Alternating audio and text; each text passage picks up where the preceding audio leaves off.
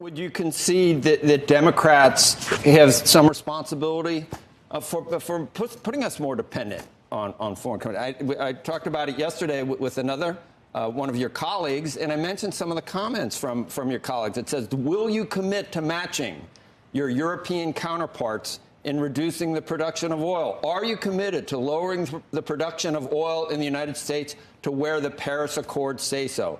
Is it a yes or no? We point out that 26 Democrats signed on to a bill or co-authored a bill that would ban fracking and ban the export of oil products.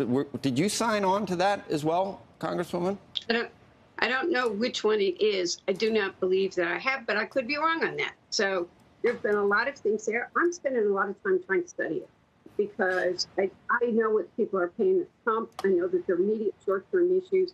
Look, 10 years ago, I was at a very different place in a number of issues. But I've seen my industry, and by the way, kept it as far away as I could from Capitol Hill, where the OEMs, the environmentalist community, and the UAW came to the same table, talked about the different issues, and really listened to each other, understood what the differences were, agreed to a target of 50% sales of zero-emission vehicles by the year 2030.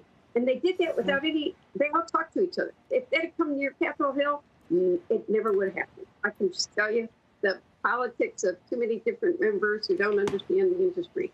But I do know right now that we got a lot of customers and consumers that are really hurting out there. And what is, I believe in the free market system, but people are being gouged right now. People need help at the pump. Congresswoman, I understand the argument that I've heard that we're in a war situation, but we're not really at war. We've taken pains to make sure we don't get involved in this war, that we are just playing on the sidelines. We're putting down sanctions. We are not in a war. And I understand in wartime in this country, we take extreme measures. But to say that there's a war somewhere else and that we're in wartime as a result, I think stretches credulity. I really do. So I would argue back at you that I am very hopeful that we do not put boots on the ground in Ukraine.